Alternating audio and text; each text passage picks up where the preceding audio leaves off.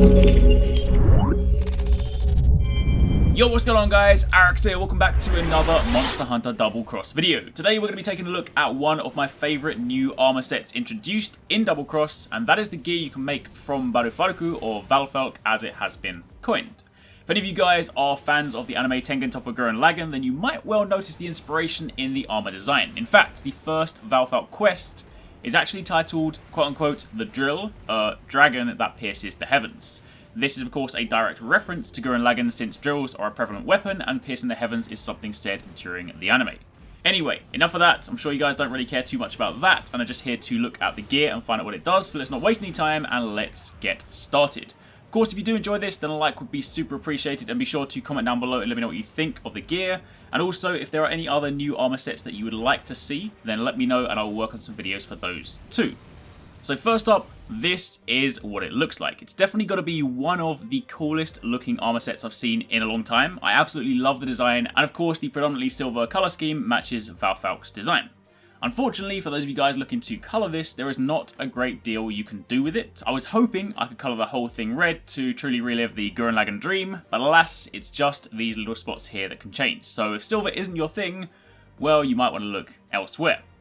For any of you that are importing this and are wondering what you need to make it, obviously most of the parts come from Valfalk, but the outliers are G-rank Shagaru Magala parts for the waist, high rank Kushala scales for the arms, and pure crystals for the helmet, which you can easily farm from the G-rank jungle blue mining nodes. And with all the parts farmed and the armor made, now let's talk skills. The armor set itself comes with 4 skills, a couple of new ones, Dragon Aura and Constant Travel, as well as Attack Up Medium, although it does have 17 points in attack, so you're only 3 points off of Attack Up Large, and finally, Crisis.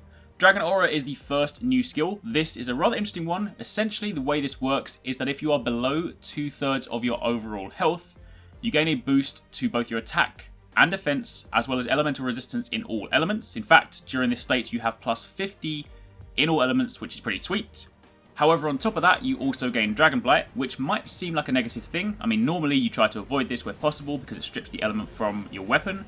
However, in this case, if you're using a dragon-type weapon, it does not lose its element. So if you use it versus things like Elder Dragons, where you might typically take a dragon-type weapon, then it's nothing but positive. And then next up, we have the other new skill, which I'm going to refer to as Constant Travel, but the Japanese for it literally reads Keep Run. Essentially, what this does is that it allows you to keep sprinting forever. What happens is that when you're sprinting, your stamina bar will deplete as it always does. But once it hits 25, it will stop there until you either do something like a roll, thus consuming the remaining part of your red stamina bar, or you stop sprinting, after which your stamina will begin to regen. But what this allows you to do is sprint forever without dash juice. Great if you are trying to run away from a monster, if you're trying to carry something like an egg, anything like that, it is going to be very, very handy. Following on from that, we then have the aforementioned Attack Up Medium, but with these 17 points in here, and since you only need 20 for Attack Up Large, it'd be a crime not to go the extra 3 points and gem that in. The armor itself has a total of 6 slots, 2 in the chest and gloves, 1 in the waist and legs, so while it's not a huge number, it's at least enough to grab Attack Up Large and perhaps gem something in to go alongside whatever talisman you may be running. And then finally, Crisis. This skill further increases your attack when you are suffering from an abnormal status, which goes hand in hand with the skill we spoke about earlier, Dragon Aura, since Dragon Blight counts as an abnormal status. So if you are fighting below 2/3 health, then you not only get the attack and defense boost from the Aura, but you also gain an additional attack boost from Crisis, and Attack Up Medium or Large if you gemmed it in.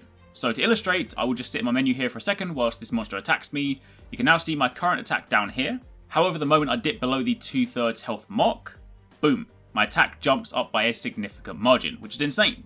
And given that 2/3 health isn't exactly the most dangerous mark to fight around, I would be more than comfortable sitting with less health during a fight if it means I can gain these bonuses. So all in all, a pretty nice armor set. It looks sweet, it has some decent skills, and it's not that hard to farm. Definitely one of the better flagship sets out there, for sure. Either way, that's pretty much it, so hopefully you guys enjoyed a look at the armor set. Again, let me know down below what other sets you guys would like to see, and I'll work towards farming those. The next one I'm working on right now is the armor from the final boss, the Mantis one, Atorarukar. I know a lot of people are keen to see that, but after that, well, we'll have to see. But until then, thanks again for watching, take it easy, catch you next time, peace out.